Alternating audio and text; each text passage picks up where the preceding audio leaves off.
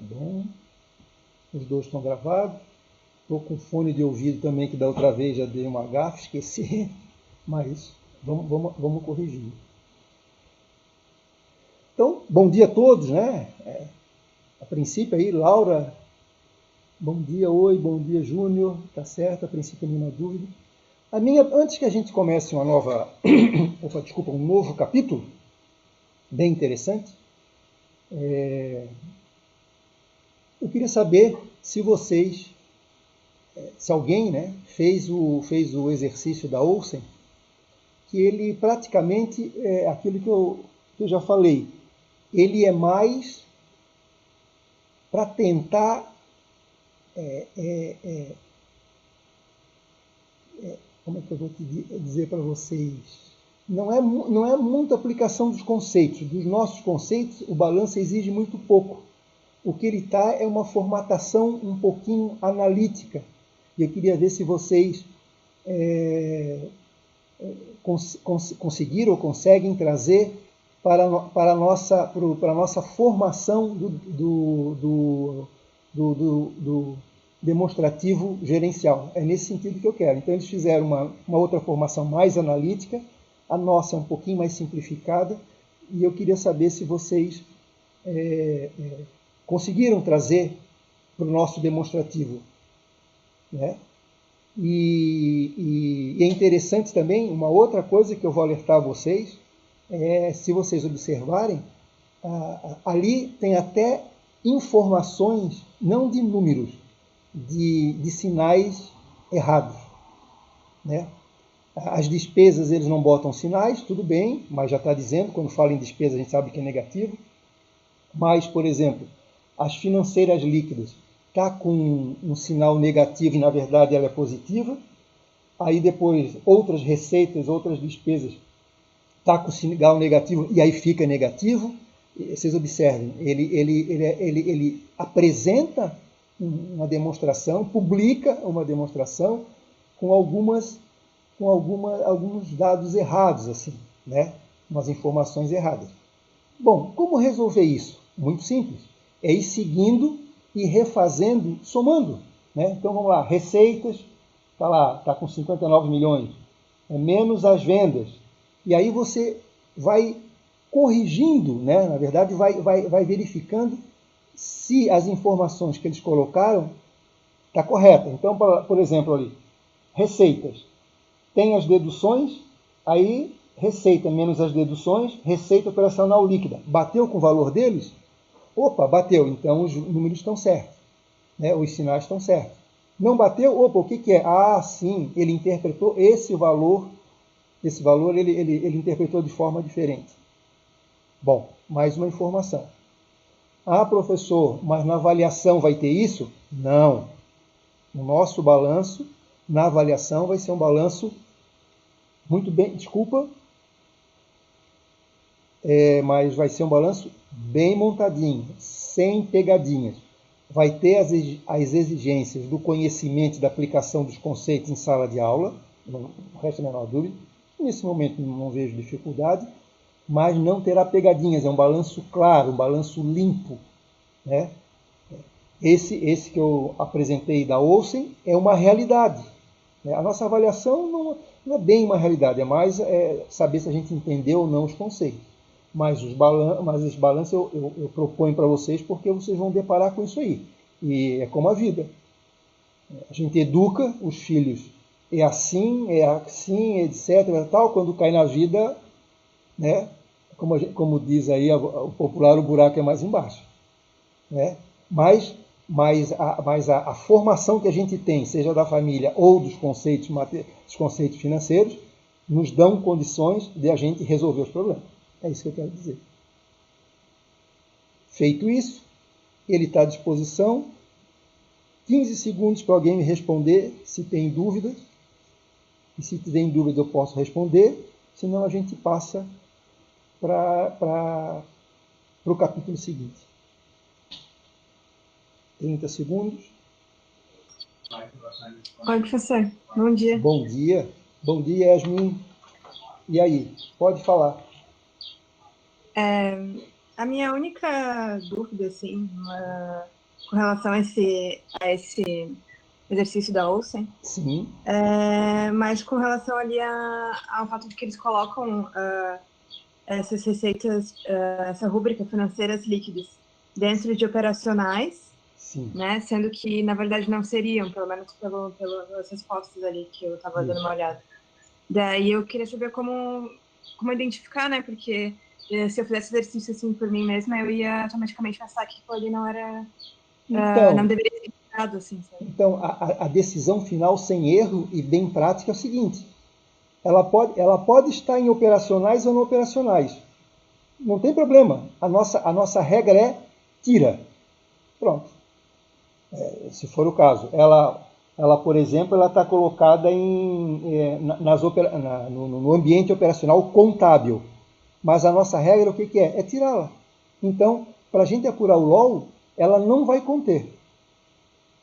Aí, mas vamos supor que ela não está no ambiente contábil, ela está no não operacional, tudo bem, se ela já está dizendo isso, também vai sair. Então, assim, não tem como errar. Vê se é isso, Yasmin. Você vai tirar de qualquer maneira. E aí você pode apurar sem nenhum constrangimento de erro. Sim, pode falar. Então é mais tipo... tem receitas ou despesas financeiras, tira. Tipo, não importa se ali está escrito que é operacional. Não entendi? Desculpa. Tem receitas ou despesas financeiras, a regra é tirar, independente se está aí no DRE da empresa como despesas operacionais ou receitas operacionais. Perfeito. Perfeito. É isso aí. Ah, tá. Beleza. Não Entendi, tem. obrigada. Vai ficar fácil, né? Bateu com elas. Vamos supor que eles classifiquem, entre aspas, né? Errar, não gosto de falar isso, né? Contador está preparado. Vamos falar assim. Diferente da nossa forma, bem simples. Errado, não tem problema, nós vamos tirar. Então, pode estar errado, pode estar certo, mas vamos tirar. Quer dizer, então, assim, não é passível de erro. É como tu disseste, o teu raciocínio está certo. Tá, beleza. Então tá. Obrigada. Então tá, pessoal. Então, já passaram deu 1 minuto, né? Ninguém tem mais dúvida. Então a gente vai passar para o novo capítulo, tá? Eu vou só baixar aqui os nossos slides, que já está à disposição lá de vocês no Moodle. O de vocês lá é um pouquinho melhor, o meu está em PDF para não distorcer. E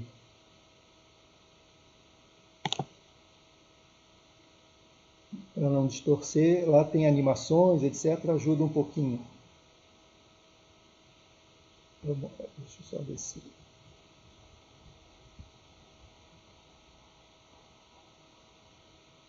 Ouçam.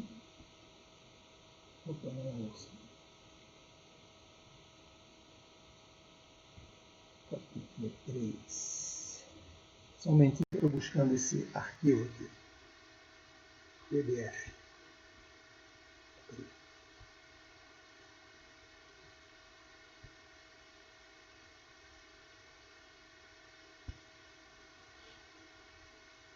Então tá, estou baixando aí o capítulo 3. Tá, um minutinho, está convertendo.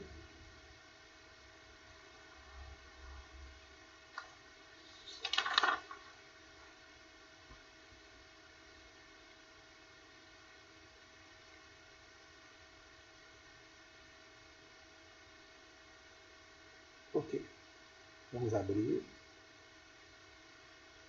Vamos ver se os dois estão gravando. Parar a gravação está certa. O nosso também está gravando. Então vamos lá.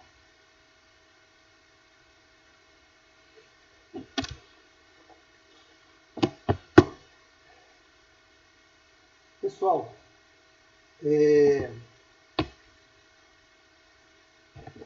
esse capítulo, à medida que os capítulos vão aparecendo, eles vão numa ordem de complexidade, né? Assim, um pouquinho mais difícil. Não diria nem difícil, um pouquinho mais de informações. Hoje, por exemplo, nós vamos conversar, eu vou contar uma história para vocês, uma história financeira. Então, não precisa se ater a números e fórmulas, porque vai ter um pouco mais de fórmula, um pouco mais de números. O número vai ser para elucidar. Nós vamos fazer bastante exercício, práticos, e a gente vai aprender. Mas o que eu gostaria do esforço de vocês? De tentar entender a história, a parte macro dela. Porque depois que a gente entender o que a gente vai fazer, aí a conta é muito simples. Agora, se a gente não entender o objetivo do capítulo, então eu queria dizer para vocês qual que é o objetivo do capítulo. Então, na verdade, nós vamos falar sobre custo de capital. Ou, em outras palavras, a gente pode até melhorar, chamar custo total de capital, é chamado. O que significa isso? A pergunta é o empresário quer saber. Da mesma fórmula que o capítulo anterior dizia o seguinte: eu estou ganhando dinheiro com o meu negócio, com a minha atividade fim?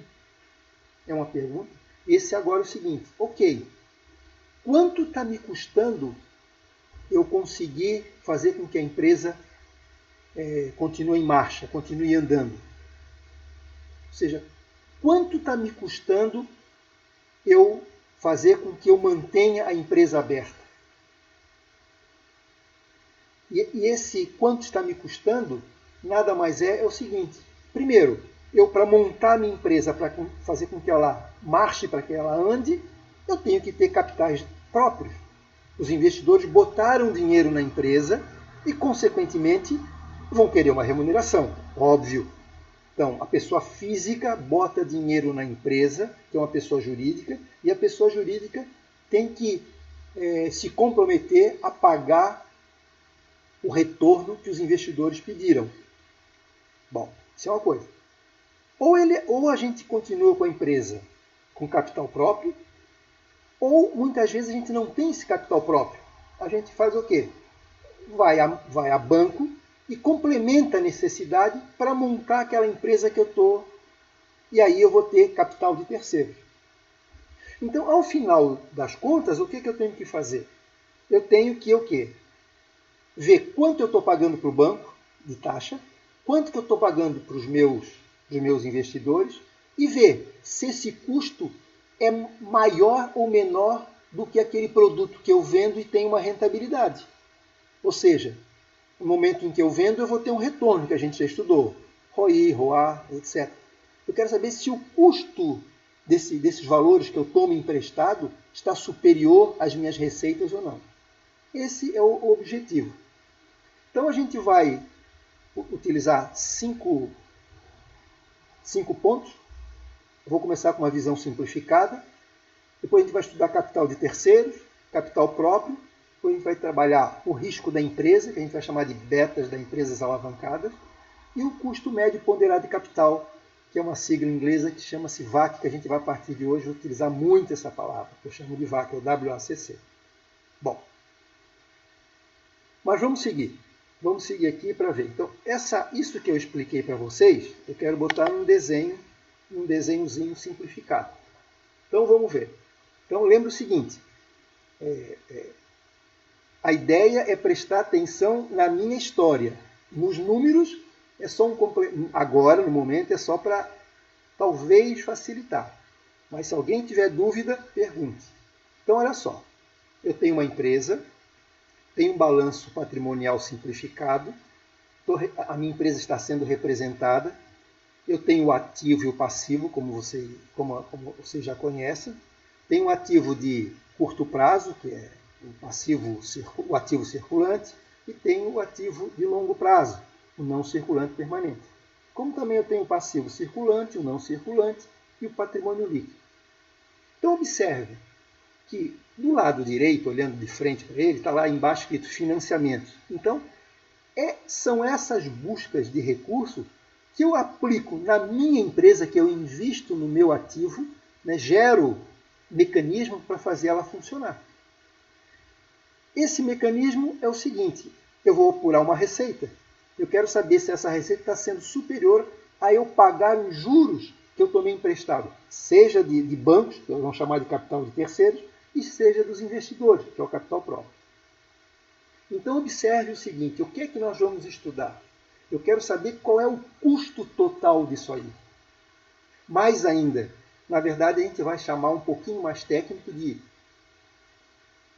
um custo, vamos chamar assim, ponderado de capital. Por que o ponderado de capital? Observem ali o vermelho. Eu tenho um passivo oneroso, o qual eu tomei dinheiro emprestado, e eu estou dando um exemplo ali de 3.310, para vocês verem o volume de recursos que eu tomei, a um custo de 9%. Cada um item desse aí, a gente depois vai explicar como é que eu cheguei nesses valores, tá? Mas agora a história é o seguinte. Então, a empresa está me informando que ela tomou dinheiro emprestado no volume de 3.310 e o custo final para a empresa foi de 9% ao ano. Uma taxa de juros de empréstimo bancário. A empresa também, neste caso, ela não conseguiu montar a empresa só com capital próprio, ela teve que utilizar o capital bancário. Mas no caso ali do capital próprio, significa que os sócios botaram 10.608 e quando colocaram esse dinheiro na empresa, disseram o seguinte, olha, eu quero investir nessa empresa e eu quero ter um rendimento, a princípio, de 18,5% ao ano. Mais uma observação, esses números são antes da pandemia.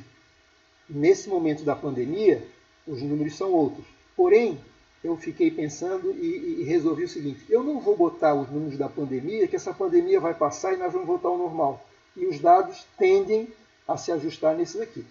Mas no momento, para nós, o importante é conhecer a história. Então, observe o seguinte.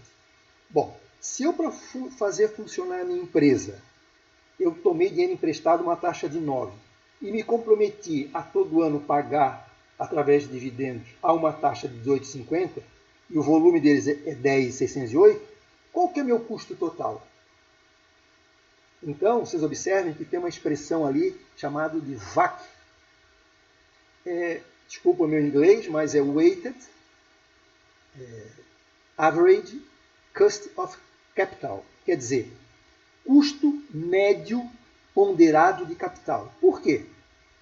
Porque a gente poderia fazer assim, mas podia usar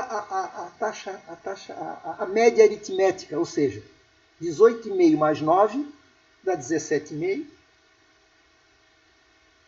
dá 27,5, 18,5 mais 9 dá 27,5, dividido por 2, dá uns 14, 13 e alguma coisa. Observem que o VAC, que a gente chama de VAC, é o custo médio ponderado de capital, está 16,2. Observem, ele é diferente. Por quê? Ele está levando em conta os recursos que eu utilizei. Por exemplo, se eu usar recursos, a princípio, mais de capital de terceiros, e se essa taxa permanecer, a tendência é o quê? É diminuir essa taxa. Ou se os sócios botarem mais dinheiro ao invés de pegar dinheiro de bancos, essa taxa vai aumentar. Então, o que nós vamos estudar, o que a gente chama custo total de capital, ou custo de capital, na verdade, é a média ponderada dos recursos que a gente toma emprestado para aplicar na empresa.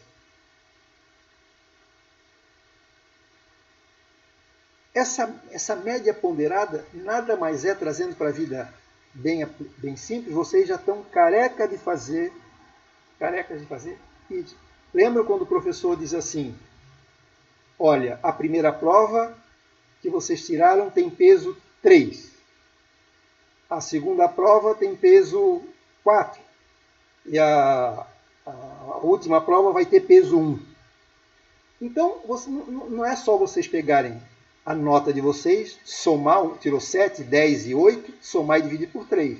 Quando o professor começa a dar uma ponderação, dar uma importância para as provas, refletido nesses pesos, vocês têm que fazer aquela continha, multiplicar um pelo outro, somar e dividir pelo somatório dos pesos. Isso vocês já sabem fazer. O VAC é exatamente isso. Ele está calculando o custo, levando em consideração, obviamente, os volumes que ele pega.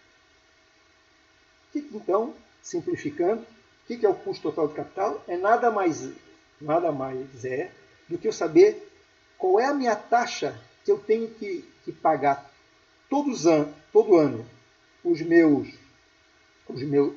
meu capital terceiro e o meu capital próprio, de tal forma que ela possa, a princípio, ser inferior ao retorno que eu tenho sobre os meus investimentos na empresa, dos meus ativos.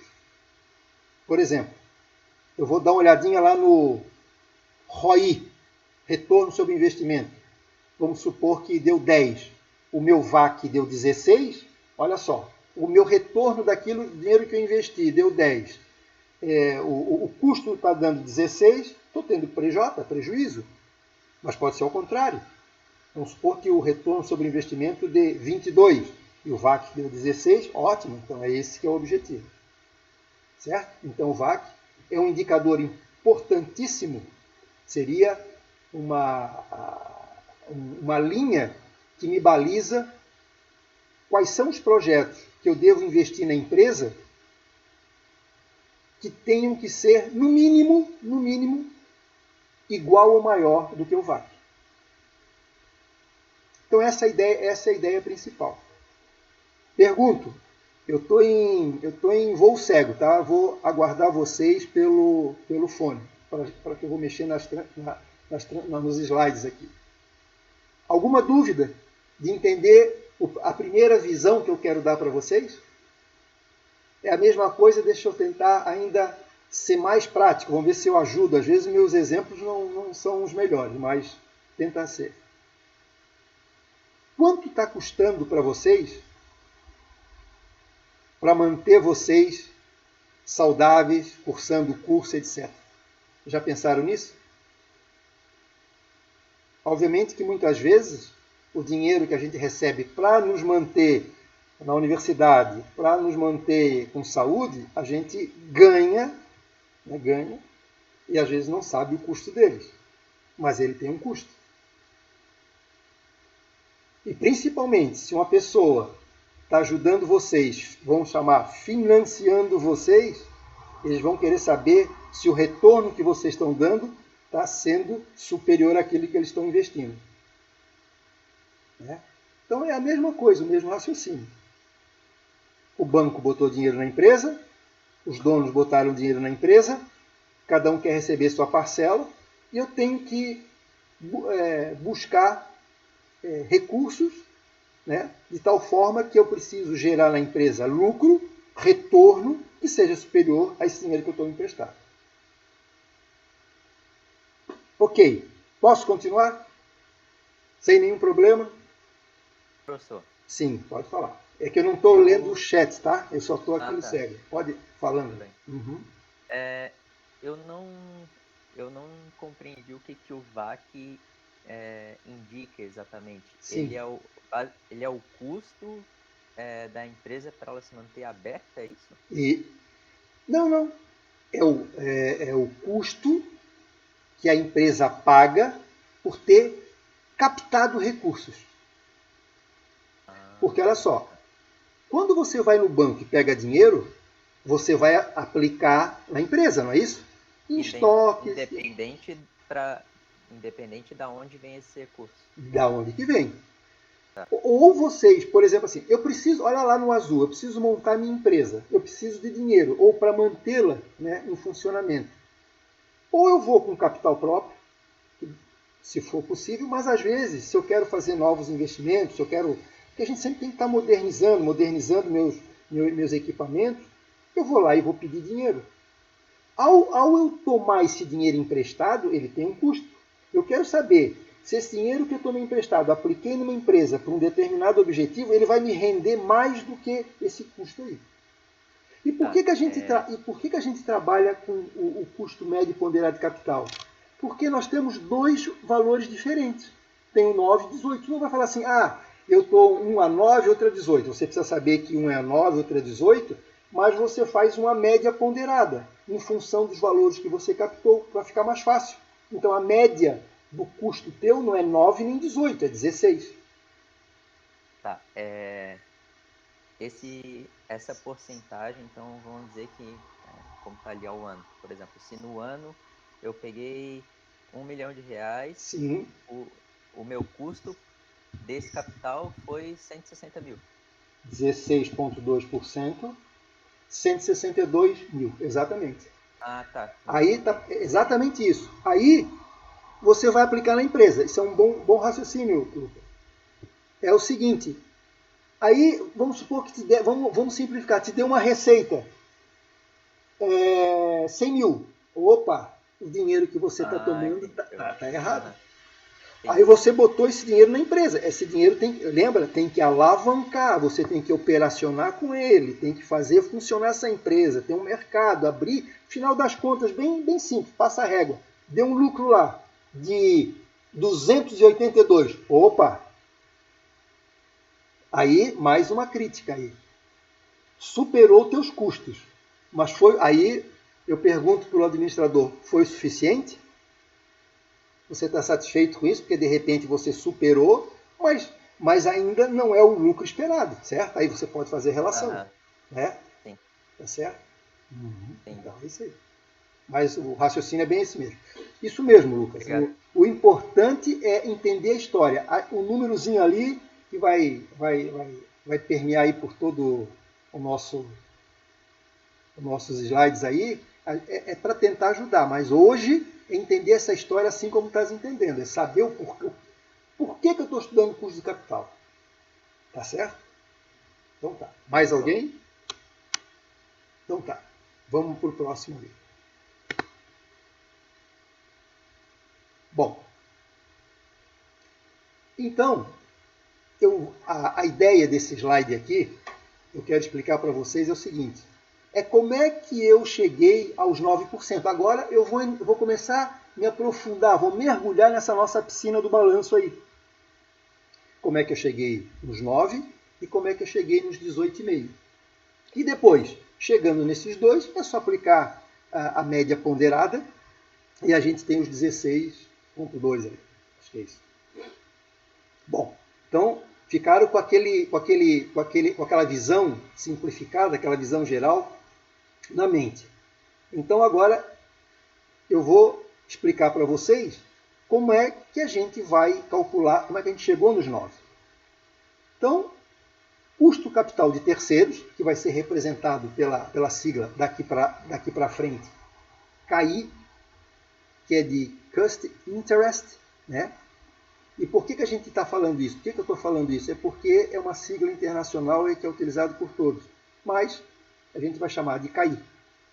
É definido de acordo, então, o custo é definido principalmente ou pelos passivos onerosos, que é aquele nosso mantra, que são os passivos onerosos, que são o quê? Os empréstimos, financiamentos e debêntures mantidos na empresa. Então, a partir de hoje, ninguém precisa decorar essa fórmula, vocês têm em mãos essa fórmula, que a nossa avaliação vai ser com consulta, assim como é na vida prática. Então tá lá, CAI.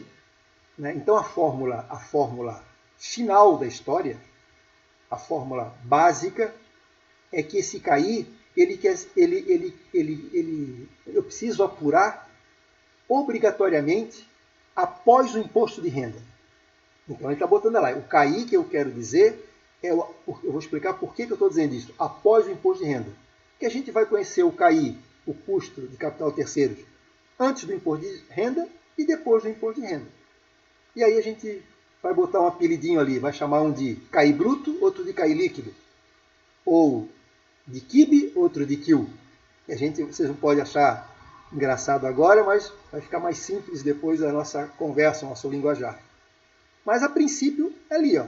Eu tenho uma fórmula que eu preciso apurar o custo de capital de terceiros após o imposto de renda. Lembram por quê?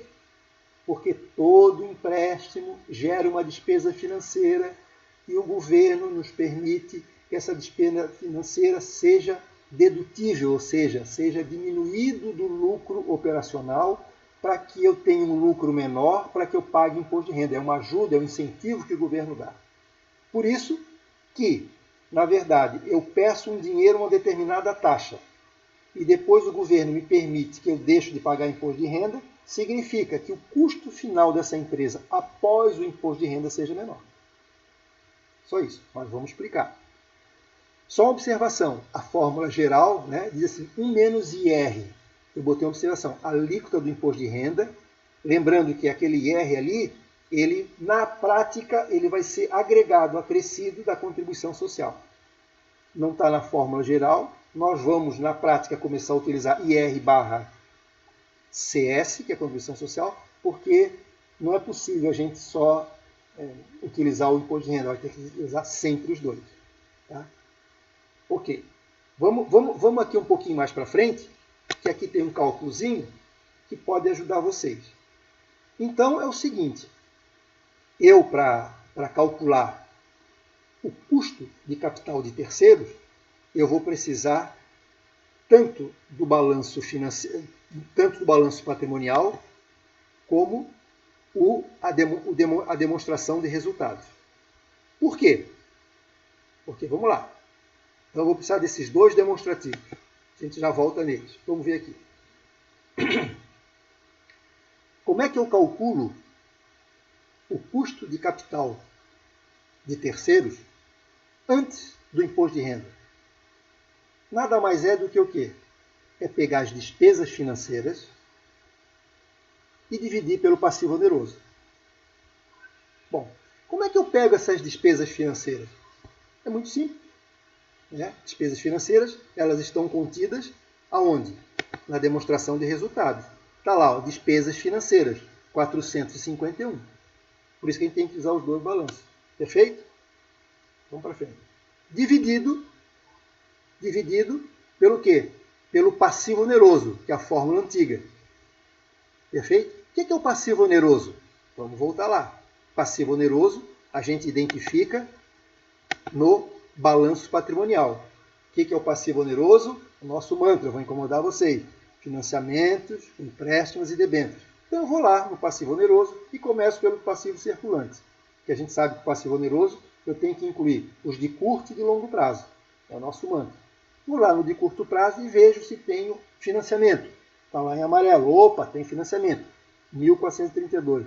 Tem mais alguma outra rubrica no curto prazo dito debêntures ou empréstimos? Não. Vamos para o passivo circulante, o passivo não circulante, ou seja, o de longo prazo, que é conhecido também como exigível a longo prazo. Opa, tem as debêntures ali. Bom, então, 888. Então eu vou na fórmula que me diga, já peguei dos dois, eu vou ter que usar os dois. Está lá, ó, 451 foram as despesas financeiras e divido pelo passivo oneroso. Em outras palavras, tomei dinheiro emprestado. O 451 foi de juros no ano. Quanto é que eu tenho que pagar para o banco? 13,64. Mas, para a gente saber o custo total da empresa, tem um passo para frente. Eu vou ter que calcular esse custo de capital de terceiros após o imposto de renda, porque a empresa vai ter um benefício fiscal, aquilo que eu falei. Então, nós vamos calcular apenas tirando o imposto de renda. Está lá a fórmula básica, a fórmula anterior que eu defini para vocês. Tá lá. Vamos voltar aqui um pouquinho, para vocês lembrarem. Está lá. A fórmula final, a fórmula que nós vamos utilizar, vai ser essa aí. Ó. Custo de capital de terceiros, CAI, após o imposto de renda, é o custo de capital de terceiros antes do imposto de renda, que é aquela que a gente vai chamar de bruta, para não confundir, eu vou ajudar vocês para facilitar, que multiplica 1 menos o imposto de renda e contribuição social. Então, na verdade, é a aplicação dessa fórmula. Então, vamos lá. Olha como é que ficou a fórmula lá. Eu apliquei a fórmula, tenho o passivo oneroso, tenho as despesas financeiras e multiplico 1 menos o imposto de renda e contribuição social. O que significa? Que a taxa final para a empresa ficou 9%. Então, o que eu quero dizer para vocês? Assim, nesse primeiro momento, depois vocês fazem a continha devagar para entender. Mas a história que eu quero dizer para vocês. Quando eu tomo dinheiro emprestado para o banco, não resta a menor dúvida que eu vou ter que pagar aquilo que eu tomei emprestado, os 3,64. Coloco na empresa. O governo me permite que eu diminua o meu lucro para pagar menos imposto. Então, eu ganho um benefício fiscal. Eu considero isso aqui. Então, o custo final para a empresa, para ser bem rígido, não vai ser 13, vai ser 9. Tá certo? eu posso pagar para o banco um pouco mais, mas eu tenho um ressarcimento fiscal na empresa depois, e ele acaba ficando 9% para mim mais barato. Um outro slide aqui para facilitar um pouquinho. Então, o que nós vamos daqui para frente chamar? Nós vamos utilizar essa sigla, porque, observem, cair antes do imposto de renda, cair depois do imposto de renda, fica difícil. É muito cair na nossa vida e aí a gente acaba caindo. Então, o que a gente inventou durante os semestres anteriores? Os próprios colegas, os próprios alunos. Professor, vamos botar aí um apelido aí, porque senão a gente vai... Então, a gente vai chamar de QIB, que na verdade que é o custo de capital de terceiros bruto. Vamos chamar assim, simplificar a nossa vida bruto. O bruto significa que a gente não tirou o imposto de renda, isso é comum da gente. E como é que a gente faz? Aí a fórmula ficou bem facilzinho. DF pelo passivo oneroso. Então a gente vai utilizar mais essa fórmula. Então o QIB antes do imposto de renda é pegar as despesas financeiras, o qual são os juros dos empréstimos, financiamentos e debêntures, dividir vamos chamar pelo principal, pelo aquilo que eu pedi emprestado, de curto e longo prazo. E como é que eu calculo aquilo que eu vou usar? Está outra fórmula ali embaixo, amarelinha, que vai ajudar bastante. Olha só, o que é o QIL? Aí a gente vai chamar de custo de capital de terceiros líquido, para a gente não confundir mais. Que na verdade o que é? É o QIB, olha, vamos começar agora a falar, que é o QIB menos o imposto de renda. Em matemática, é o QIB vezes 1 menos imposto de renda e contribuição social, né? Tira isso aqui, eu vou ter o QIB líquido, que eu vou ter os 9%. Então a gente pode trabalhar de diversas formas. Então, o custo de capital de terceiros que nós vamos utilizar, nós vamos usar o demonstrativo, o balanço patrimonial, a demonstração o DRE. Desses dois é que eu preciso buscar essas rubricas para chegar na minha conta final do QIL. E esses 9 foi o que está lá registrado. Vamos ver se eu outro balanço aqui. Deixa eu botar outro. Está lá, que vocês estão vendo. A gente chegou nos 9%. É o que a empresa vai usar e o que a empresa vai usar para chegar no custo ponderado de capital. Bom, professor, mas ali está o CAI, não está o QIB. Perfeito. É porque eu quero dizer para vocês que na literatura eles falam um pouquinho diferente. Eles não inventaram essa sigla que nós inventamos, QIB. Isso é mais prática, é um linguajar popular. Que é importante. É aquele negócio, né? Retorno, alguém me perguntou, retorno, lucratividade. Tecnicamente tem uma informação diferente, mas no fundo, é o dinheiro que vem para o bolso da gente. Então, em vez de falar, para não dar confusão, depois, eu caí antes, eu caí depois, a gente vai falar o seguinte, que, embora esteja apresentado aqui o CAI, que é a nomenclatura oficial, nós vamos utilizar lá para o final, depois que a gente entender direitinho, não mais só o CAI, vai chamar de CAI líquido. Ou seja, então nós vamos calcular o CAI bruto e depois calcular o CAI líquido, e é esse que nós vamos utilizar. É esse que eles chamam de CAI após o imposto de renda. Perfeito? Deixa eu ver se tem algumas considerações ali. Foi ali que nós chegamos. Deixa eu ver se tem alguma consideração ali. Depois vocês podem ler ali algumas considerações sobre o custo de capital terceiro. Então, o uso de capital de terceiros promove maior risco financeiro às empresas, podendo inclusive acarretar o pedido de falência em caso de inadimplência. Claro, né?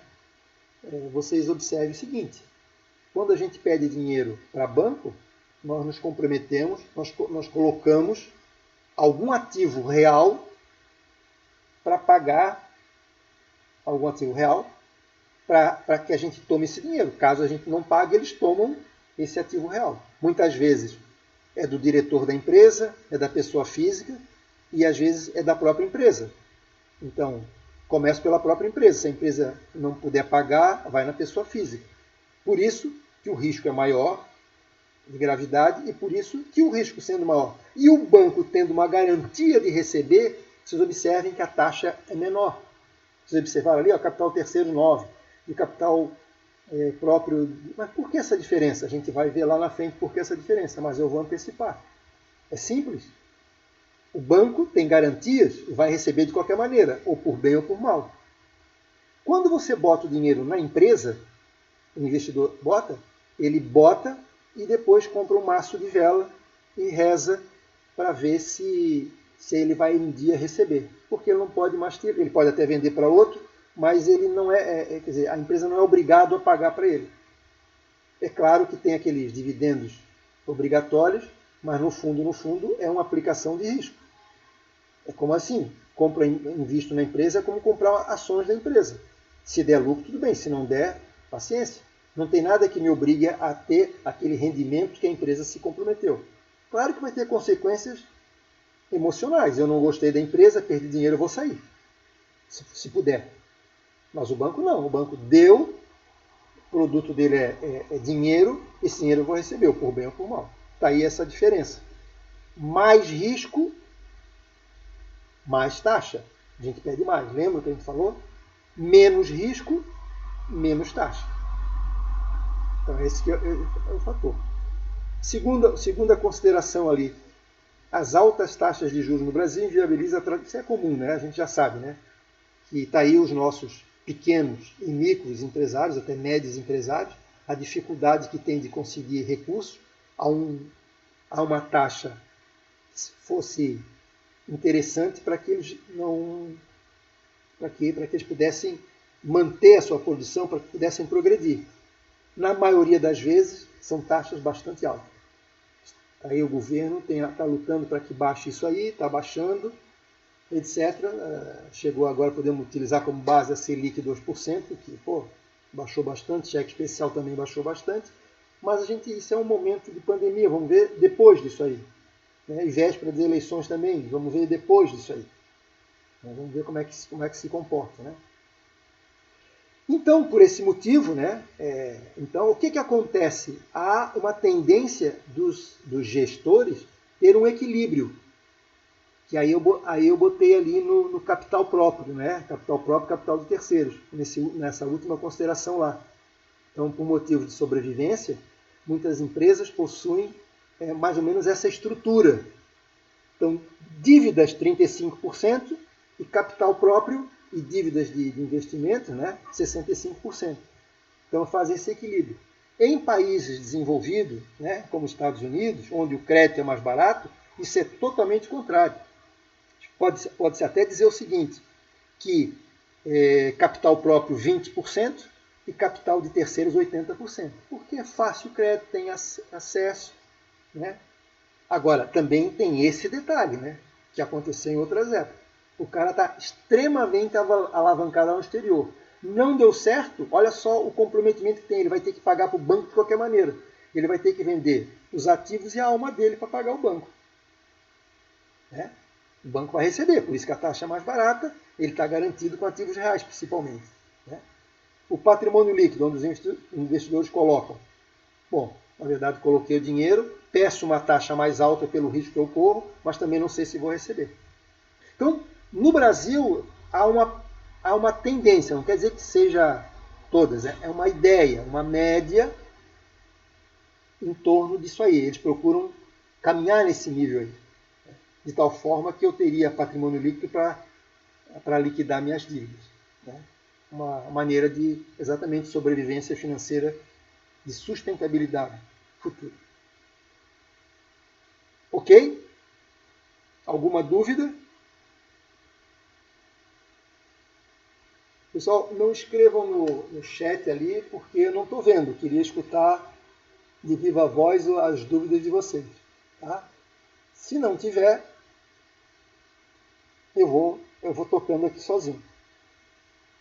Bom, então, qual que é o nosso próximo passo? Me parece, pelo silêncio, eu acho que entenderam como é que eu cheguei nos 9 e qual é a importância do capital de terceiro. Agora eu vou trabalhar com capital próprio. Como é que eu cheguei nos 18,5? Como é que o investidor pede esse retorno para as empresas? Aí tem uma exigência maior.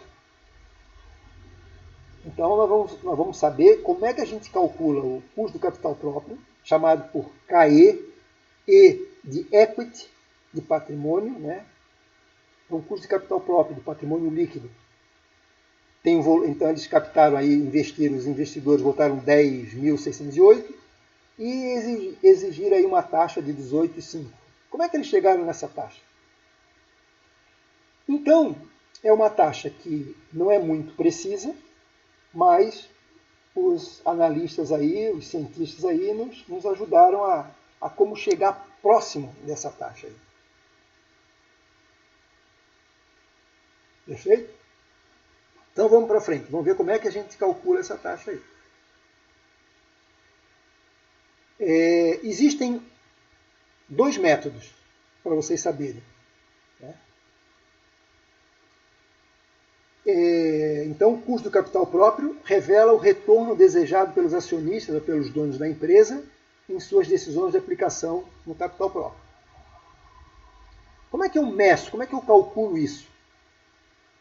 Ou pelo método do fluxo de caixa descontado, dos dividendos futuros esperados pelo mercado, que na verdade é dividir dividendos pela taxa de desconto. Muito, muito interessante esse cálculo aqui, simples, e muitas vezes a pessoa utiliza para ver como é que está o seguinte, ver como é que a empresa está pagando dividendos, divide pelo retorno que ela espera, e aí eu tenho o preço da ação. Aí eu vejo na Bolsa de Valores se o preço da ação está aquém ou acima do que está esperado. Então, por exemplo, se estiver abaixo, de repente é um incentivo, a oportunidade de eu comprar, porque ela está subavaliada. Ou, de repente, ela pode estar superavaliada. Não, essa aí eu não vou comprar, e pelo contrário, eu vou até vender. Então, esse método aí é um método usado muito no mercado de capitais. Né? Mas, o que nós vamos utilizar é para as nossas finanças corporativas, para as empresas, que também serve para a Bolsa de Valores. Que a gente chama que é um método mais tradicional, um método tradicional, mas não é antiquado, é moderno, né? E que ele é extremamente eficiente. E que posso até dizer que se utiliza os dois métodos, mas o que nós vamos nos dedicar, que tem uma tradição maior, que tem um fundamento bastante robusto, vai ser o que a gente chama de modelo de precificação dos ativos. Aquele chamado lá de Capital Asset Price Model. Então, o modelo é um modelo de precificação de ativos, dar preço aos ativos. E não sei se vocês já ouviram falar no tal de KPM ou CAPM, né? Alguns chamam de KPM, outros chamam de CAPM. Então, vamos para frente ver que método é esse. Então, observe o seguinte. Não se apavorem por ter muitas fórmulas, que é importante a gente entender hoje a história do nosso capítulo. Então, eu vou dar uma explicação, que a gente tem que dar um cunho acadêmico também, vocês não podem só ir para casa ou ir para a empresa só com fórmula de bolo. Eu sei que é assim, não? Vamos ter um pouquinho de informação. Esse CAPM é um método americano, né? Foi criado lá por Sharpe e Lintner, e ele é muito usado, né, em economia estável.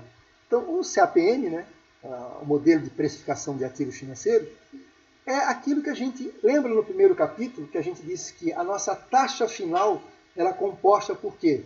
Por uma taxa cujo risco praticamente zero, e mais uma taxa, e mais um risco, mais uma taxa que contém esse risco, e aí eu defino a minha taxa total. Se eu quero um retorno mais seguro, então essa taxa de risco eu exijo menos.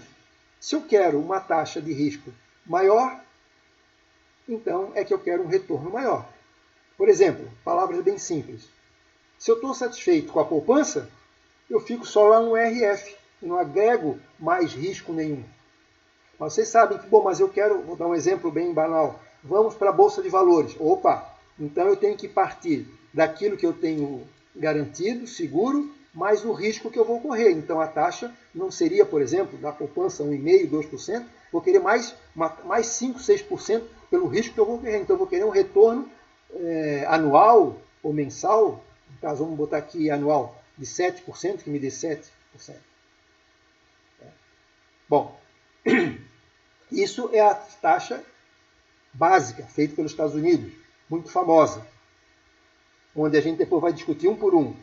Beta é o risco da empresa, que multiplica o retorno de mercado, é quanto valoriza a Bolsa de Valores, menos os títulos de renda fixa. Mas, por enquanto, nós vamos, o que a gente precisa saber nesse slide aqui? Que foi criado por 2 cientistas, muito utilizado, e é utilizado desta primeira forma de uma economia estável. Mas professor, mas a nossa economia é instável. Perfeito. E aí a gente vai aprimorar, vai trazer essa fórmula americana para o Brasil. E o que se faz de modo geral? O primeiro ajuste. Então, essas que estão em preto ali, o CAE, custo de capital próprio, nós vamos ter informações de economias estáveis. No caso, nós vamos utilizar a economia dos Estados Unidos. Tendo essa informação, eu vou acrescentar o risco país, o risco do Brasil, onde são agências que calculam esse risco, divulgam isso em jornais, etc., em revistas técnicas também, onde são... O que é esse risco país? Risco país, na verdade, é um cálculo feito onde mostra a insegurança política, a inflação, o IDH, né, a atenção ao ser humano. Então, isso é uma fórmula altamente complicada, mas importante, que é divulgado e a gente facilmente busca essa informação e acrescenta na fórmula. Então, eu pego as informações do Brasil, dos Estados Unidos, e acrescento mais uma taxa que é esse risco Brasil. E aí eu posso utilizar essa taxa final como um parâmetro de pedir esse retorno quando eu vou procurar uma determinada empresa. Bom, não satisfeito com isso, né, eu procurei uma que fosse um pouquinho mais ajustada ao nosso país, um pouquinho mais precisa, que também é divulgado aqui. Então, apareceu ali.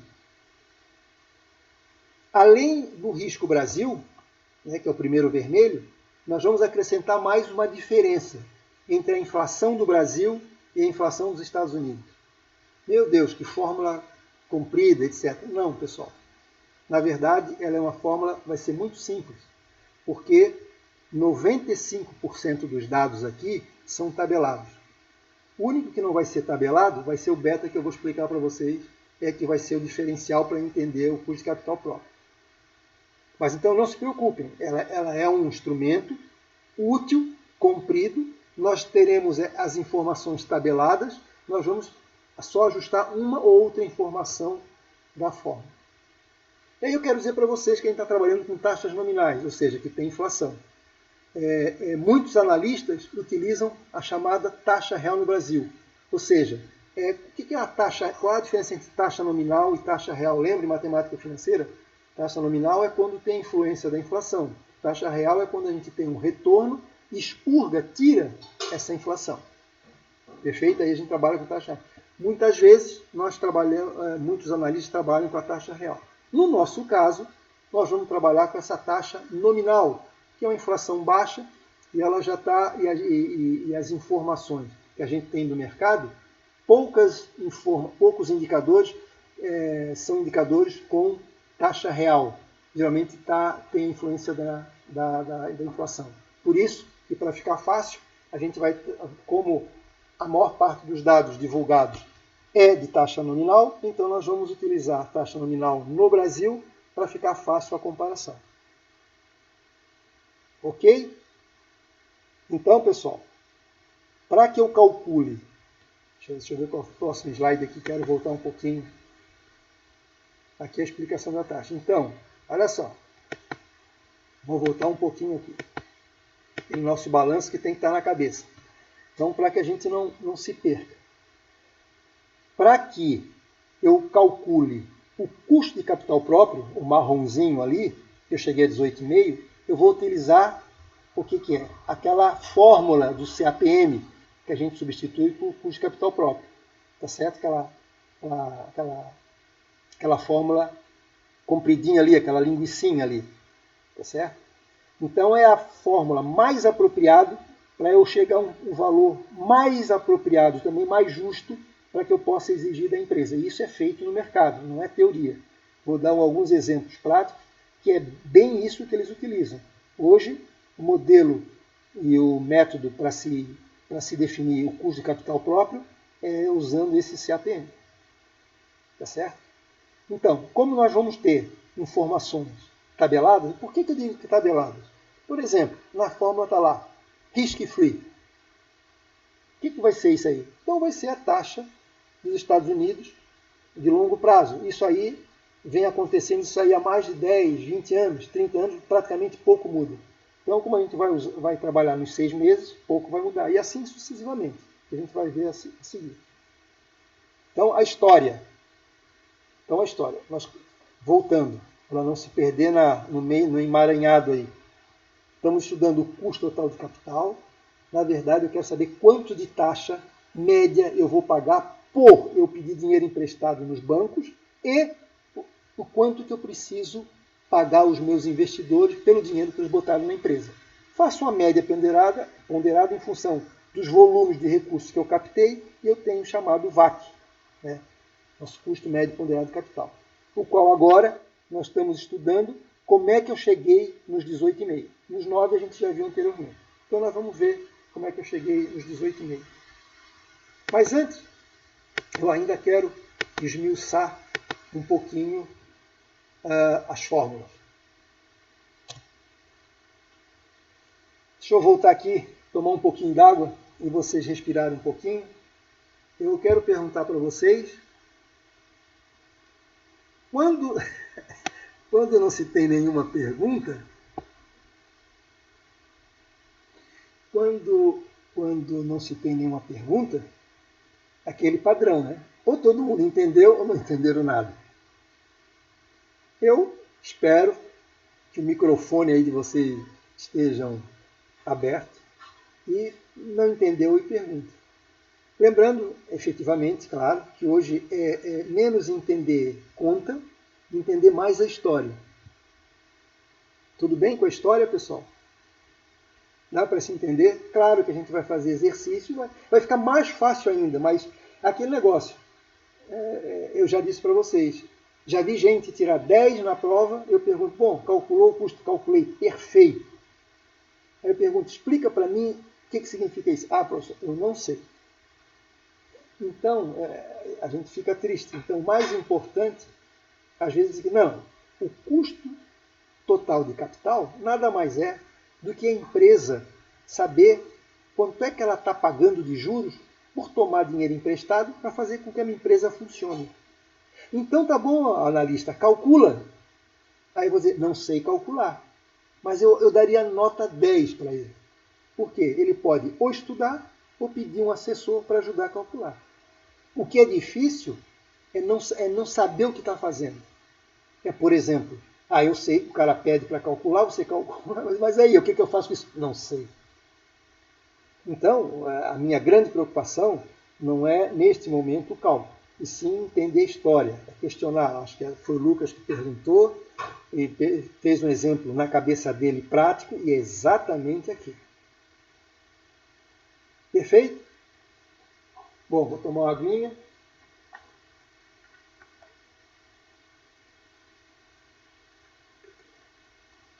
Vamos lá. Vamos lá um pouquinho mais para frente.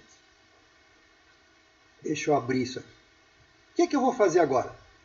Então, a história maior eu estou contando. E aí, o que eu vou fazer?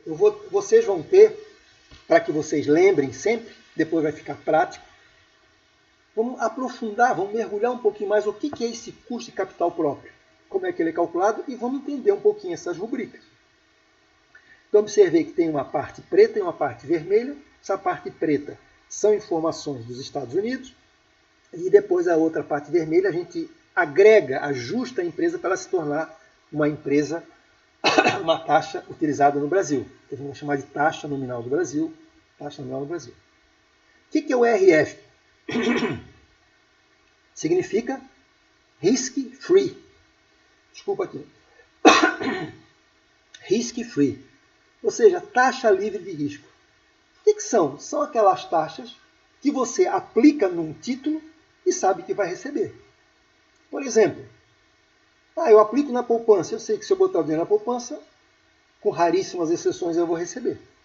Então a taxa a gente chama de taxa livre de risco. Ou vou comprar um título do governo para ter uma aplicação mais de longo prazo, um título que o governo emite, ou seja, ele emite o governo para captar recursos nossos, de longo prazo. Né? A gente sabe que se a gente aplicar nos títulos do Tesouro do Brasil, a gente vai receber. Dificilmente vai deixar de não receber, porque se o governo não pagar os títulos que ele emitiu para captar recursos, o país deve estar no mínimo em guerra. Então a gente chama de taxa livre de risco. Então vamos lá, taxa livre de risco, vamos começar então, o risk free, são taxas de juros médios dos títulos públicos dos Estados Unidos, chamado de T-bonds, com maturidade de 10 anos. Então o padrão é a gente ir lá numa informação, numa economática dos Estados Unidos, e ver quanto é que eles estão pagando, quanto é que o governo americano está pagando por títulos do Tesouro Americano, que é um dos títulos mais seguros do mundo. Que o dia que ele não pagar o título, você serve que, Deus me livre, estaremos em guerra mundial. Então a média, a base, é ver nos últimos 10 anos quanto é que ele está pagando para nós. Professor, mas não devia fazer no Brasil? Não. No primeiro momento, nós estamos utilizando uma base estável e depois ajustando para o nosso país. Eu vou explicar. Bom, RF está explicado. Alguma dúvida? Ok. Vamos pular o beta, que o beta eu vou deixar por último. Eu queria explicar para vocês o que a gente chama de retorno da carteira de mercado, ou retorno de mercado. Nada mais é do que a média do mercado de ações dos Estados Unidos, em determinado período. Então a gente vai utilizar, então observem o seguinte, lembra que eu falei que vai estar tabelado? Então esse risk free, eu vou dar essa informação de vocês, vou fazer uma tabela para vocês com esses dados e todo o nosso semestre nós vamos usar sempre esse valor. Porque é a média dos 10 anos e é uma economia estável, isso não vai mudar da noite para o dia. Retorno de mercado.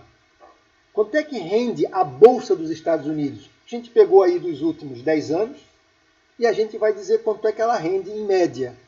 Então esse RM, na verdade, é a rentabilidade média da Bolsa de Valores dos Estados Unidos. Bom, mas isso aí não varia? Varia. A gente tem um estudo de 10 anos, de 30 e de 50 anos. Então a gente vai pegar o mais longo possível para se manter estável. Em média, ela rende em torno de 8%. Então eu vou fazer uma tabela colocando. E daqui para frente, nós utilizaremos sempre essa taxa. Porque há 50 anos não muda, ou há 30 anos é um pouquinho diferente, 10 anos é um pouquinho diferente, mas está muito próximo desse valor, nós vamos tabelar, não vamos inventar números, vamos começar a fazer elucubrações matemáticas, se fosse isso, se fosse aquilo. Não, vamos direto ao campo, direto à prática, botar logo a mão na massa ali. Em seguida, nós temos o risk free, que a gente já explicou. Depois a gente vai operacionar essa forma. Tá certo? Agora vamos estudar um pouquinho mais as outras informações ali. Então, a primeira, taxa livre de risco, é uma taxa que eu vou dar para vocês, dos títulos americanos, vai ser tabelada. Depois nós vamos acrescentar o retorno em percentual da Bolsa de Valores, e vai estar tabelado também, não vai ter nenhum problema para vocês. Depois eu vou dizer qual é a variável que muda e que realmente ela vai mudar em função, para saber que a cada empresa que eu calcular, tem que ter essa mudança em função do risco da empresa que nós vamos atingir.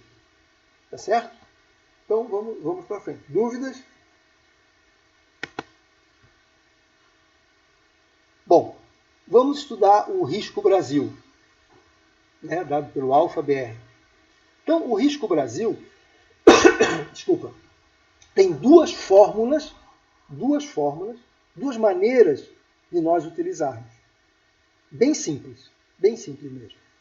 A primeira, a gente vai pegar os títulos do governo do Brasil que são negociados no mercado internacional, porque isso também acontece, o Brasil emite títulos e negocia no mercado internacional sem nenhum problema.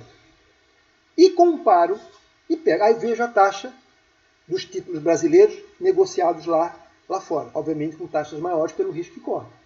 E comparo com os títulos do Tesouro Americano, que são estáveis. Então, essa diferença entre a taxa do Brasil e a taxa dos Estados Unidos mostra justamente aonde que o nosso país é instável. Porque se ele fosse instável e tivesse segurança, ele teria a mesma taxa do mercado mais seguro, um dos mercados mais seguros do mundo. Então é simples, eu vou na economática, vou em informações acadêmicas, vou em revistas próprias para isso, e aí vejo lá, título, vou na internet, mais simples, vejo lá, quanto é que estão pagando os títulos do Tesouro Brasileiro negociados no mercado internacional? Aí vai estar lá uma taxa. Quanto é que é dos Estados Unidos? Aí você vê. Mas, ainda digo para vocês, que é muito comum, o que a gente vai usar a princípio mais, né, que nós vamos tabelar também, por ser fácil de ter acesso, são agências de rating, que a gente chama. São agências internacionais, né, de boa índole, que não tem nada com o governo, que elas procuram fazer avaliação do risco de crédito, tanto do país como das empresas. Então, são empresas sediadas nos Estados Unidos e com várias filiais distribuídas pelo mundo inteiro. As principais é Moody's, Fitch e Standard & Poor's. Aí elas divulgam no seu caderno lá o seguinte, em torno de pontos. Por exemplo, o Brasil hoje está girando assim, ó, Risco Brasil, 300 pontos. Ah, ok. Eu tenho que pegar essa informação e adaptar na minha fórmula, que na minha fórmula só vai entrar coeficiente e vai entrar percentuais. Então, eu sei que ficou determinado, a cada 100 pontos vale 1%. Então, é o seguinte, quando a gente encontrar lá que o Risco Brasil está em 300, na nossa fórmula nós vamos colocar 3%. Simples. Se fosse, às vezes acontece, o Brasil antes da pandemia chegou a 200 pontos, 2%. Mas há uns 5 anos atrás, estava em 500, 300, 450 pontos, 4,5, alto. A Argentina, por exemplo, tem países que está... Tem países que está a 1.000, 10%, 900. Então, assim.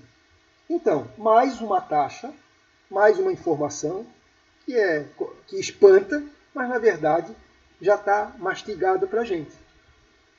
Se a gente não encontrar a empresa que a gente está trabalhando, ver esse risco, a gente, no caso específico, a gente vai lá, pega os títulos que estão diferentes, é uma garantia para a gente e a gente vê. Mas não tem como ter dificuldade porque é facilmente encontrados nos informativos aí.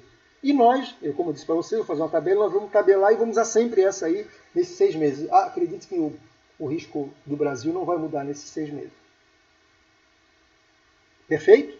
Então, é um indicativo, Risco Brasil, que vai ajustando essa fórmula americana para o nosso país. E as outras duas informações ali é bem simples. Essas nossas informações é bem simples. Nós vamos acrescer a inflação no Brasil. Pronto, nós vamos tabelar. Hoje está em 3 e alguma coisa, nós vamos tabelar 2,5, nós vamos tabelar em 4, que é fora da pandemia. Então, vai estar garantido colocar isso ali. E a dos Estados Unidos, vira e mexe, está entre 1,5 e 2. Eu botei 2%. Então, se observem que até agora, o único cálculo que nós vamos ter que fazer é calcular aquele beta. Aquele beta é que caracteriza o risco da empresa. Por isso que nós vamos fidelizar, lembra? Então, essa é uma informação mais geral. Nós vamos o quê? Calcular o custo de capital próprio para aquela empresa específica. Para aquela empresa específica. E aí eu preciso saber qual é o risco da empresa, porque o resto tudo são riscos do sistema, né? E que a gente pode tabelar sem risco nenhum. Ele muda muito pouco a princípio. Perfeito? Posso continuar? Dúvidas? Nenhuma dúvida? Todos acordados? Muita ladainha? Mas é importante a gente utilizar. No nosso próximo encontro nós vamos fazer umas continhas e aí vai ficar muito mais agradável. Perfeito? Ok? Bom, vamos continuar hoje. Hoje a gente vai ter que dar uma caminhada um pouquinho maior, né? Mais próximo aí dos 10 para o meio-dia. Para a gente aproveitar o tempo aí. Então vamos lá. Respira fundo. Vamos lá. Feito isso, eu agora vou trabalhar com vocês com esse beta. O que esse beta é? O que é importante saber na história? Esse beta é que vai agregar nessa fórmula o risco da empresa, que é super importante. Além do risco que a gente encontra no mercado, né, nós vamos encontrar o risco específico. Então a gente vai trabalhar nessa forma com aquele chamado risco sistemático e risco não sistemático. Né? Até para mudar um pouquinho o linguajar, lembram da matriz SWOT lá? Forças, fraquezas, oportunidades e ameaças? É aquele negócio, né? Aquele risco sistemático que a gente chama que ele é não diversificável, a gente está sob o efeito, a gente não pode influenciar nas oportunidades e ameaças do sistema. Por exemplo, taxa de juros. O empresário não pode dizer, não, agora vai ser 3, vai ser 5. Né? Oportunidades, o setor está crescendo, ao interesse do país investir em agropecuária. Opa, então o setor, o negócio está promissor, eu não posso escolher qual setor que eu vou trabalhar, mas se o governo incentivar, ele é promissor, então eu não posso influenciar.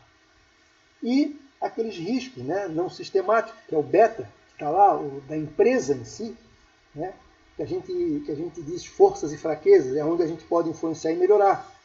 Diminuir a obsolescência, botar um corpo humano lá, uma mão de obra, né, não é mão de obra, um recursos humanos mais capacitado, e etc, etc, etc. Enfim, vamos aqui para frente.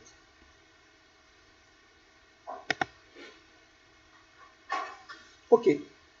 Então, primeira informação, coeficiente beta. Lembram que eu falei na última aula que a gente calcula o GAF, grau de alavancagem financeira, e a gente tinha um número, e eu disse que não era percentual nem decimal. Eu disse, puxa, em estatística eles usam esse valor, é o que eu queria me lembrar, é isso aqui. Ó. Ele já fala aqui. É um coeficiente.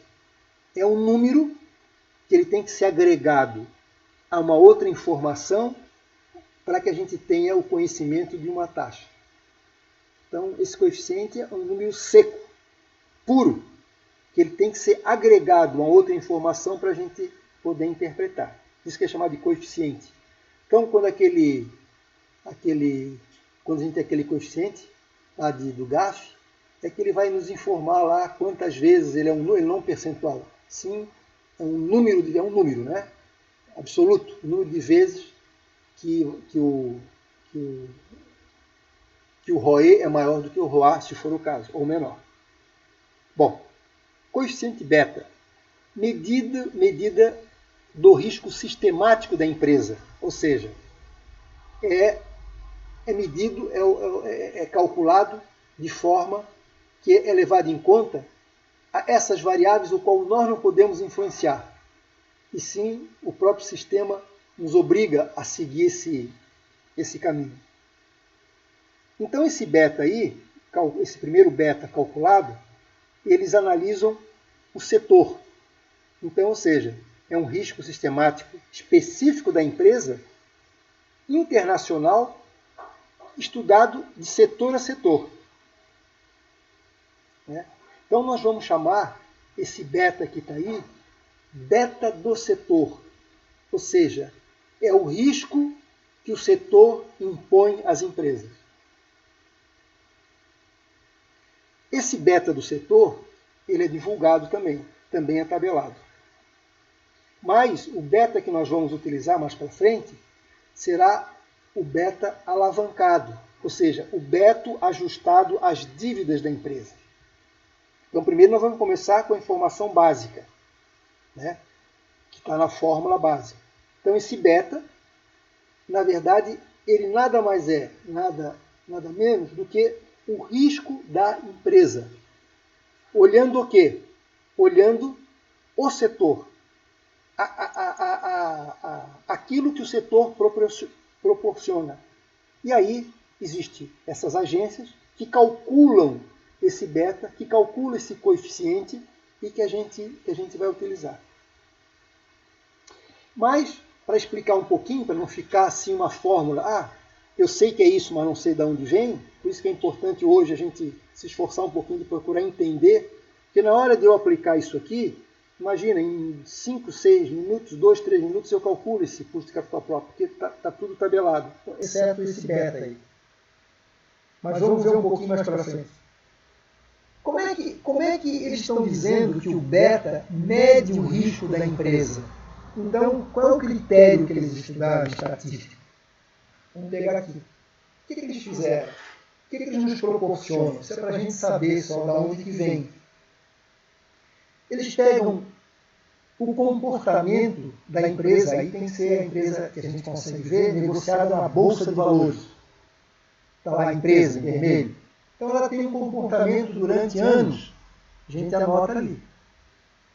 E faz um comportamento, e faz depois o comportamento do índice Bovespa, ou seja, você sabe o que é o índice Bovespa, né? É um indicador que reúne um grupo de empresas, não sei se são 50, 60, mas eu acho que isso varia um pouquinho, que representam todos os setores da economia.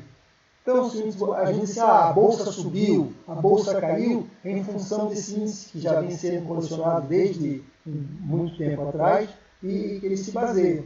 Né? Então, eu comparo o comportamento da bolsa e o comportamento da empresa.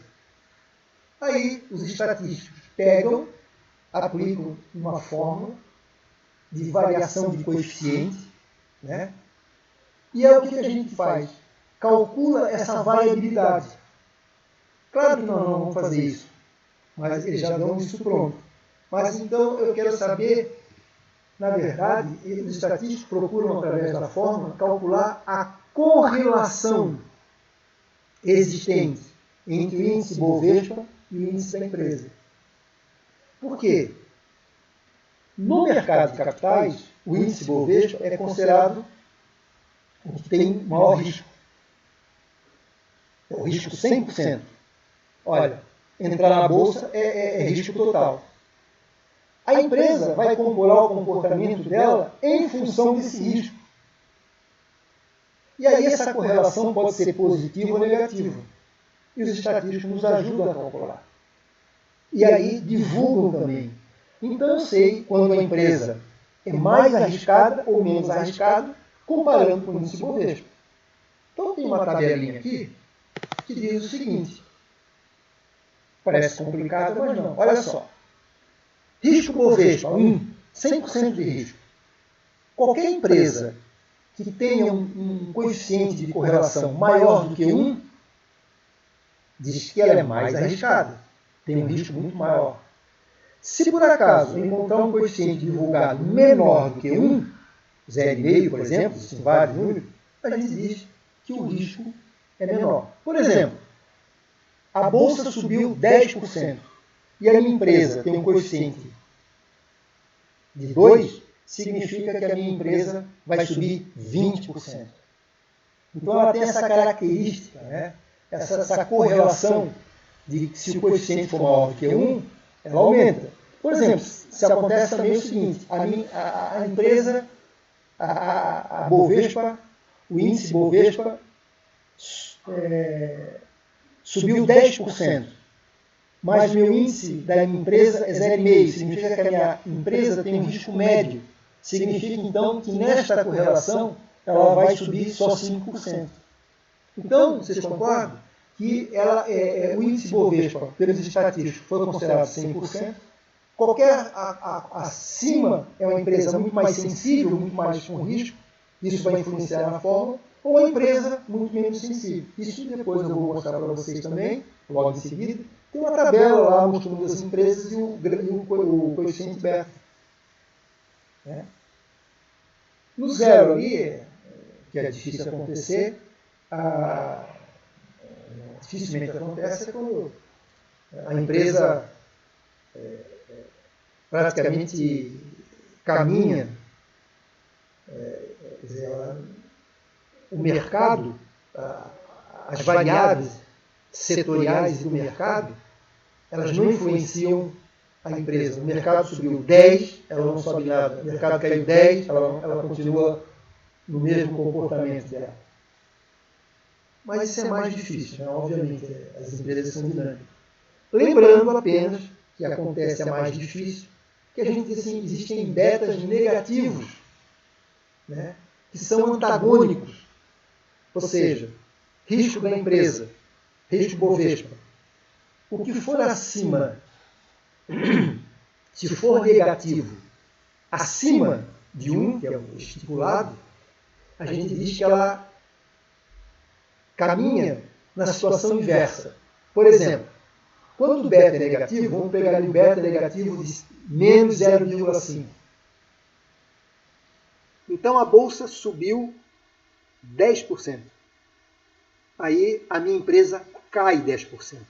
Ela vai no movimento contrário. Se fosse ali índice negativo 2, então a empresa, a minha ação subiu 10%. A minha empresa caiu 20%. Então esses betas negativos são mais raros, né? Que é mais comum aparecer os positivos ali. Mas às vezes acontece e diz o seguinte, que as empresas... Mas em que situações acontece isso? Então o autor deu um exemplo interessante, né? Que faz o seguinte, compara o índice da Bolsa de Valores com o índice com o comportamento do dólar. Eles trabalham sempre em posições opostas e sempre vão ter um coeficiente de correlação negativo. Ou seja, observe o seguinte, se a Bolsa está subindo, significa que o dólar está caindo.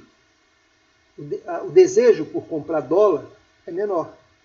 A Bolsa está aquecida, mas acontece o seguinte, o país está bem, então a gente geralmente adquire dólar ou ouro quando a gente há uma instabilidade grande no mercado, negativa, onde eu tenho um retorno menor, mas é uma situação mais garantida. Por exemplo, quando a Bolsa cai, é porque isso está demonstrando que o país tem alguma instabilidade. O que acontece? Há uma corrida maior para a compra de dólar, ouro, imóveis. Então, vai numa situação diferente. Mas observe, isso eu estou falando entre bolsa e um ativo, entre ativos, né? Então, a gente pouco vai trabalhar com isso, raramente vai trabalhar com isso aí. A gente vai trabalhar com empresas. E geralmente é difícil ter uma empresa que trabalha no sentido contrário. Porque geralmente a gente está procurando, como a gente falou, acompanhando o setor, né? As oportunidades que o setor oferece e cuidando das ameaças que o setor também oferece. Perfeito? Então, é só para lembrar para vocês que esse coeficiente pode ser positivo ou negativo. Em 98% dos casos, acontece ele de forma positiva. Por exemplo, a gente vai aqui, ó, um exemplo de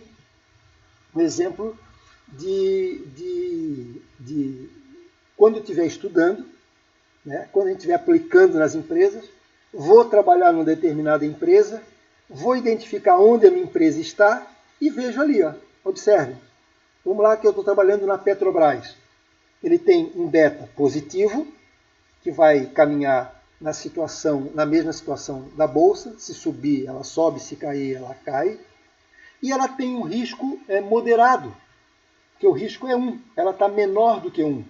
Então, o que significa? Que a Petrobras é uma empresa mais sólida e vai influenciar na formação do meu custo de capital próprio uma taxa um pouquinho mais baixa, vai influenciar de forma a trazer a taxa um pouquinho mais para baixo. Por quê? Porque o risco é menor.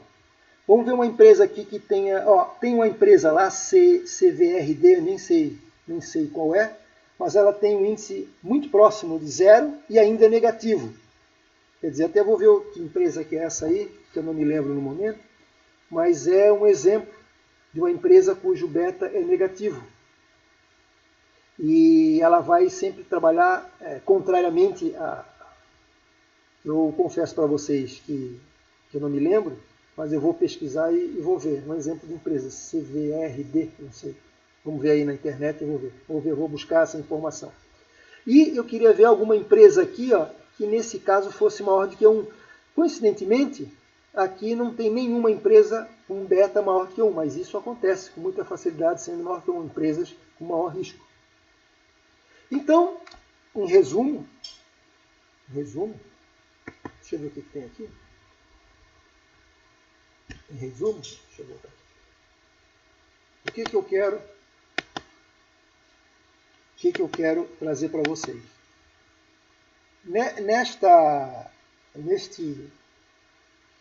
Voltando à fórmula, esse beta nada mais é que um coeficiente de correlação, onde ela vai interferir na fórmula, aumentando ou diminuindo a empresa.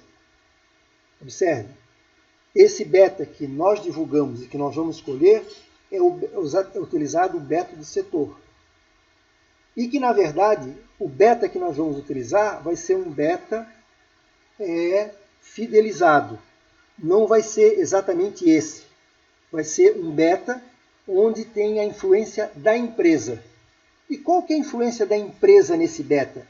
Além do beta do setor, das informações do setor, eu vou ter também um outro risco agregado, ou seja, um risco do nível de endividamento, um risco financeiro.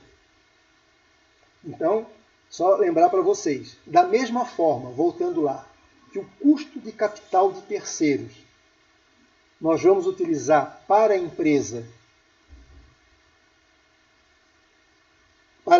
o uso do benefício fiscal, que vai ser a fórmula final para a empresa, da mesma forma o beta. O beta que nós vamos utilizar não vai ser apenas o beta do setor, ou seja, aquelas onde não caracteriza o nível de endividamento da empresa.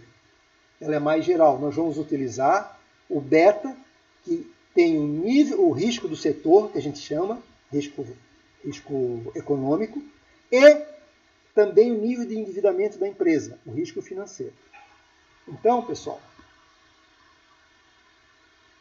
não se preocupe, vai ficar fácil. Nós só vamos substituir, como nós substituímos o CAI bruto, que estava lá na empresa, por QIL, CAI líquido, nós vamos utilizar esse BL do setor pelo BU. E como é que a gente faz, pelo BL, beta alavancado? Como é que a gente faz isso? Embora a história seja aparentemente complicada, olha só como é que vai ser. Então, só lembrando o seguinte, aquilo que eu já falei, que o beta que está na fórmula, ele está caracterizando o beta do setor, que caracteriza o risco econômico. O que significa esse risco econômico? É bem aquele muito ligado ao lucro operacional. Esse risco econômico é o seguinte, o meu negócio, qual é o risco do meu negócio? Por exemplo, hoje em dia, se eu for criar uma empresa para vender cigarros, a gente acredita que o meu negócio não tenha muita perspectiva de prosperar, principalmente aqui no Brasil. Então, essa empresa que eu vou montar tem um risco maior. Não, eu vou trabalhar uma empresa sobre software. Opa, muito aquecido no mercado, então eu quero dizer que o risco econômico, o risco do meu negócio é promissor, é menor. Então, quanto mais o setor trabalhar favorável às estratégias do governo, menor é o risco econômico. Só que esse beta, que a gente vai chamar, que é o beta que está lá na fórmula, que a gente vai chamar, nós vamos também abreviar um pouquinho, vamos chamar de BU. É beta do setor. Depois eu vou explicar o que é o U. É de unleveraged, é não alavancado. O que é o risco financeiro? Então nós vamos pegar um beta que incorpore não só o risco econômico do meu negócio, como também o nível de endividamento da empresa. E aí a gente vai chamar de BL, de beta alavancado. É este beta alavancado que nós vamos utilizar. Ou seja, então nós vamos utilizar um beta super turbinado, analisando o risco do setor e o risco do endividamento da empresa. Por isso que a gente fideliza. E por isso que naquela fórmula que eu disse, que ela é tabelada, os números em 99%, o que vai ser diferente ali? É o beta. O beta que vai diferenciar qual é a taxa que a gente vai pedir para as diversas empresas que nós vamos estudar. Então, por exemplo, mais um pouquinho, pessoal. Hoje é um pouquinho mais cansativo, é que eu não quero perder aqui. Então... Ô, professor. Sim, pode falar. Vou interromper aqui antes que passe muito e já fique muito fora do assunto. Com relação àquela tabela ali dos betas, sim. Aqueles valores percentuais ali, o valor do beta mesmo está ali na tabela, sim, é com relação à empresa que tu estava falando, sim, né? Tipo, a empresa vai ter um beta 2, e daí a gente consegue tipo, concluir alguma coisa com relação a isso. Mas para mim não ficou tão claro, eu acho, aquela 1 ali que tu sempre usa como referência. Qual foi? Peraí, então deixa eu voltar aqui um pouquinho. Deixa eu fazer duas coisas aqui. Primeiro eu vou fazer a chamada, aqui já são 11h42, não vamos atropelar, deixa eu só fazer aqui. Daqui a pouco a gente acaba, salvar os números participantes. Ok. Yasmin, por favor, repete para mim assim o que é, não entendeu? Quer que eu volte na tabela para ficar mais fácil? Pode ser. É na tabela que tu queres que volte? É na tabela. Tá bom, vamos lá. Essa não é essa tabela? Não, a antes ainda. Qual? Uma antes. Uma anterior aqui. Essa? Essa aí. Tá bom, deixa eu aumentar aqui. Vamos lá. Tá bom. Então me faz a pergunta outra vez, por favor. É que tu estava sempre usando o 1 como referência com relação ao índice do Bovespa. E eu não entendi tipo, exatamente qual é a relevância de estar acima ou abaixo de 1. Eu não sei, não entendi muito bem. Certo, tá bom. Ok, perfeito. Então, deixa eu voltar aqui para tentar te explicar assim. Observe esse desenho aqui. Eu primeiro vou pegar um gráfico e vamos supor que seja por ano, ver o comportamento da Bolsa, quanto é que ela rendeu ano a ano, certo? Esse ano ela fechou em 10% de rentabilidade no ano. Depois, outro ano, menos 3%. Depois, 30%, e assim vai. Eu faço comportamento, certo? A gente tabelou esse 1, que é o 100%. É o máximo de risco que uma empresa tem por trabalhar na Bolsa de Valores. Tá certo? Assim, se a gente vê fora a Bolsa de Valores, a gente tem outros títulos. Eles são menos arriscados. A gente diz que a gente tem um risco total quando entra na Bolsa de Valores. Tudo pode acontecer. Aí os estatísticos disseram, olha, o risco é 100%. Vamos chamar que o máximo de risco para nós é entrar na Bolsa de Valores. Você ou perde ou ganha. Não tem meio termo. Então os estatísticos chamaram de 1, dividiram por 100 para facilitar. E qual é a importância de aí, então, o meu padrão é 1, certo? Então eu vou ver o que está mais acima e mais abaixo do 1. Mais acima significa maior risco, mais abaixo significa menor risco. Como eu quero saber qual é o risco da minha empresa, eu boto em cima do índice Bovespa o comportamento da minha empresa. Eu tenho que ter esse trabalho, mas tem gente que faz isso para a gente. Eu boto, observa lá, a empresa que está lá em marronzinho ali, ela tem um comportamento esdrúxulo ali, diferente um pouco. quando a empresa sobe, a empresa desce, etc. Tal. O que os estatísticos falaram? É fazer uma análise de correlação. Qual é a correlação que a minha empresa tem com o mercado, com o setor? Porque o Ibovespa representa um conjunto de ações, né, que representa o setor, o mercado. Perfeito? Então, quando eu faço uma correlação entre o índice Ibovespa através de uma fórmula um pouquinho complicada, mas é até automática de se fazer, eu vou ter um coeficiente, eu vou ter um número. E aí eu vejo, aí sim eu vou lá naquela tabela e vejo qual é a taxa, qual é o coeficiente que tá rolando aí. Se for 1,2, por exemplo, 1,2, significa que a Bolsa subiu 20% a mais, vai subir 20% na mesma direção do que a Bolsa de Valores. Então vamos supor que seja 1,20, dá lá coeficiente 1,20. O que eu quero dizer? Que é uma empresa mais arriscada. Olha só, se eu estou dizendo que o índice Bovespa caracteriza o risco máximo, que é 100%, alguém que vai além daquilo é porque tem uma instabilidade superior. Então, por exemplo, se for positivo, ela vai seguir na mesma direção da Bolsa. Ou seja, se ela der um coeficiente 1,2, significa que a minha empresa, se subir 10%, ela vai subir, se o Ibovespa subir 10%, a minha empresa vai subir 12%. Ou seja, 20% a mais do que o risco máximo, estabelecido pela estatística. Ah, tá. Acho que eu entendi.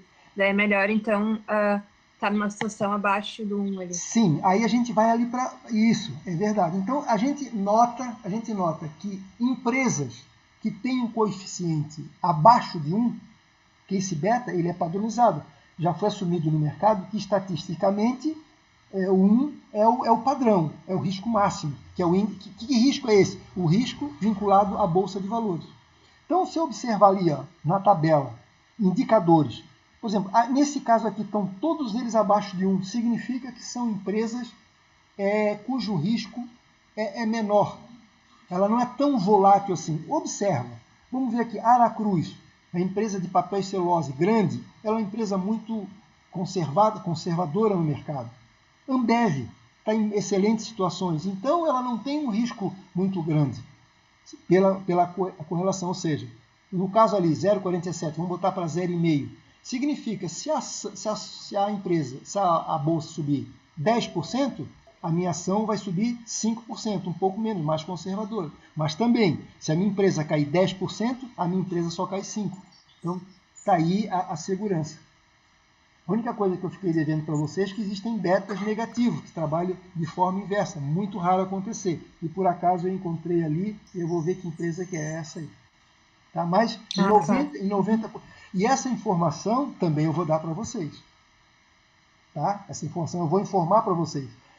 O que esse beta vai ajudar? Esse beta vai ajudar na composição da fórmula a aumentar ou diminuir a taxa do que eu vou requerer. Perfeito? Então, por exemplo, se eu pedir se na hora de montar a minha fórmula eu boto um beta baixo, ele vai trazer a taxa mais para baixo, porque eu sei. Por que eu vou pedir uma taxa menor? Porque ela é mais segura. Tá bom? Não, sim, entendi. Agora ficou bem mais claro. Obrigada.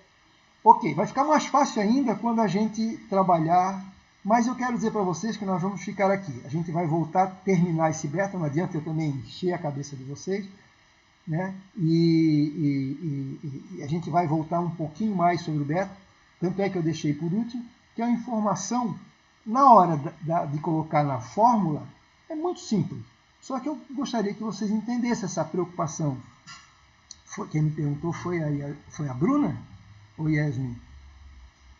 Eu não vi. Foi Yasmin. Foi Yasmin. Então, essa dúvida é exatamente isso. A gente primeiro entender.